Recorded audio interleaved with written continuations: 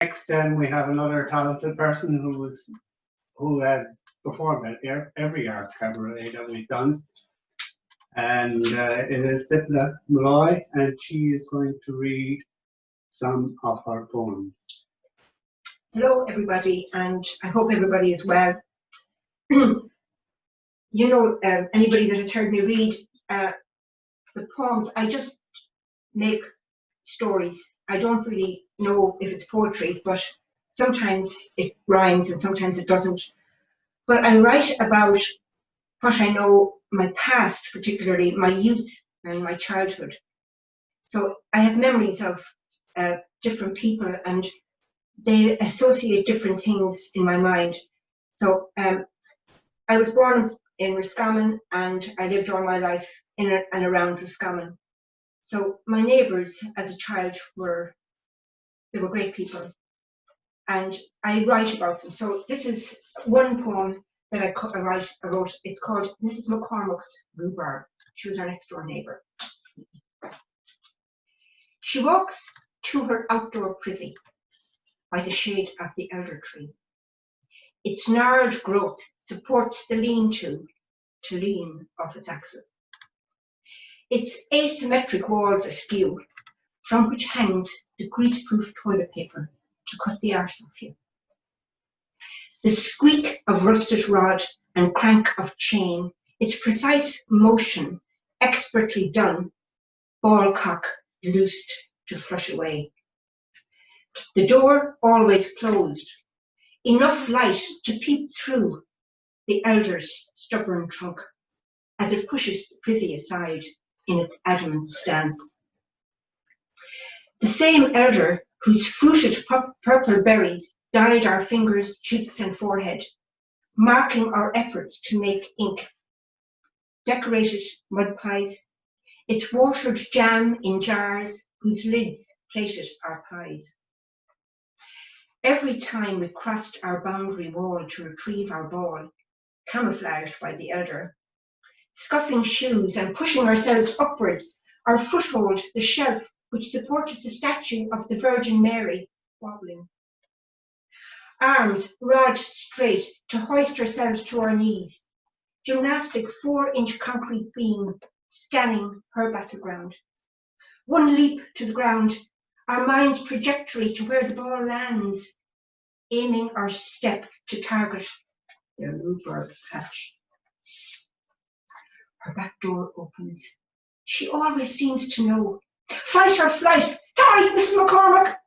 Scaling the wall faster than thought, knowing she will throw the ball back in her own good time as she holds her plane next week, next year. It's that one. Very kind. Family, of course. This then, because I lived in Castle Street and because my father was a poultry merchant, I have lots of memories of hens and eggs and chickens and turkeys and geese and plucked and boxed. And anyway, here's this one. It's Castle Street. We're very fortunate to have lots of outbuildings, and we used to play games. And while there would be men working, we were still playing. So it was fun to grow up with all of these people and all of these characters. They were great characters. And this is called Castle Street. Up, climbing high on bales of egg fillers and trays, crossing rafter beams to island gantry, stretching arms and legs, holding struts, fearful of the fall, tiptoeing to the void. Red and green dockets, fit for human consumption, played their part, 10 shilling and £1 notes in our game of bank. My brother, banker, on his rafter island, long before offshore accounting. Timber planks, resin sticky, smelling of castles to be built. Walled gardens, babby houses, the yard littered with our dreams. Timbers leaned point to point, stacked like house of cards. Building boxes, nails bought in sugar bags by the half stone, hammers bought and stole by the dozen to make crates for live geese. The air beaten by the sound of flapping wings as the breath of life is broken by the neck and bled. Strung and hung on hooks by the claw, heads hanging down to clean the meat, gobbling their last spittle on the heads of passing children. Gender, fuller-breasted females' choices cut. Climbing mountains of feathers as the pluckers overflowed. Downy air, thick to breathe, men sitting on egg boxes, rising higher with each load. Watching the tattooed image of Christ crucified, wriggling on a plucker's arm, as tendon and flesh alike ripple in the fouled air. Playing as children carrying the featherless weight of Christmas meat, bigger than themselves, marking each child's father in groups of 5 for easy counting in the night's tally of work, to be paid at the end of the day. That one. And here's another one. This is across the road from us was a forge, and actually it was my uncle's forge, Sonny Fahy. He was lovely, and we were in, and I think maybe it was from him that I got the love of metal, because I used to smell it, and he'd be welding and hammering, and it was wonderful. It was like a fairy tale world. This is called the forge. Bare-toed, sandaled feet walk towards the sidling ever closer, past thick walls of stone, cavernous darkness, veiled in black dust filings. Pierced vision, black white blindness, as the arc hits the spot, too late to not look. Image imprints, burns the brain. Monstrous shadows flash on walls, behind the visor that hides the face. Molten metal smells the air, hits the throat, nostrils flare, tongue taste the heat. Twinkling metal spirals glitter, gathered gently in heaps of awe. Jeweled wonders in our tiny hands. In the shed outside, a hole dug to Australia, sometimes planked over, always feared to tread. Engines carefully poised cap this pit. Mobile lantern in caged glass hangs from flex to shine its light, as from a cauldron grew, shadows grow and shrink. From this pit a car be made. Aisles of wrenches, nuts and bolts, rods of steel and copper pipes, pliers, tongs, blades and snips, rest encased in moths of soot, awaiting his firm hand. Hammer and anvil take center stage, pride of place. The noise subsides, his gentle voice, our knees and hands as black as his, in the fairy tale workshop of Uncle Sonny's forge.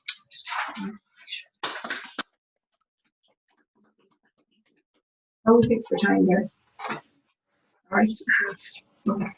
This is another thing. When we would be coming home from school, we always passed the church because the school was further than the church. So on the way home from school, all of us used to go into the church, and as soon as we learned how to say the stations of the cross, we were up and down the aisles of the church saying the stations of the cross, not knowing really what we were saying, but muttering and mumbling. But anyway, this is called the Stations of the Cross. Marisa, my friend and I, she used to come with me, and I always have a memory of the confessional box and the fear of the darkness, but that's for another poem. This is called the Stations of the Cross. Running home in shame, red eyes crying, weeping, as your wet legs slapped against the dangling saturated knickers. Cowering penitence. 20 Hail Marys, 3 Our Fathers, to be said by the time you get home, after the Stations of the Cross, with your reverential hands clasped in prayer. You and Marisa head for the altar, to smile up at the Christ Jesus crucified on the cross, holier than holy. To see the altar lady genuflecting, revealing bloomers of virgin queen. You burst out laughing, louder than I believe in God, the Father Almighty, convincing yourself it's true. Echoing in the church multiplied, laughing so much you kiss yourself. In your genuflection, you can't straighten until your wee runs into your shoes and leaving a puddle of offering at the altar.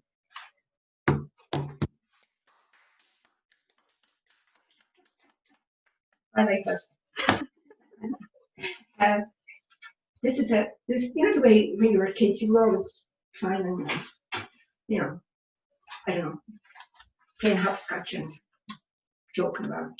Well, my father was a great joker when he was in good form. Like, he was in good form, but this is called, he used to call my mother Cabaret, and she never liked it. Funny. Talk louder? Yeah. Okay.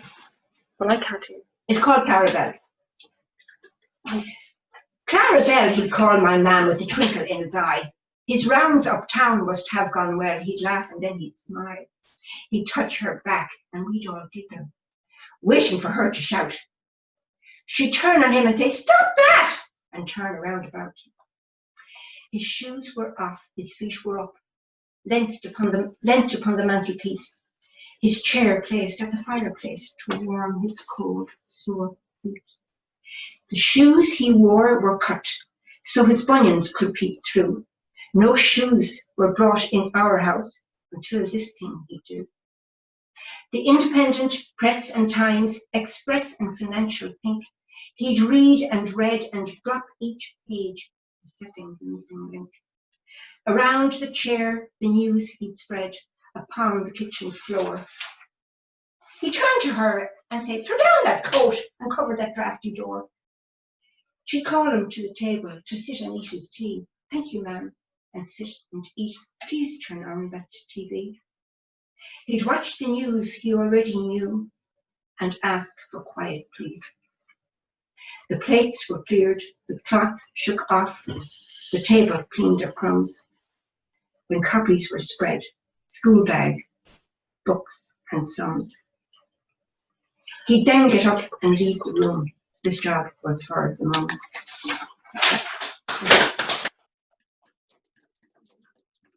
No, smaller. I don't think I have smaller. Oh, I have. This is the one I wrote. It's called Faces. I wrote one about trees one time, and it was with a piece of bark. But this is something, you know, where we all see faces and things. So this is just faces. I see their faces in the trees talking to me as the wind moves their leaves. In each movement, as leaf on leaf, move to create new beings.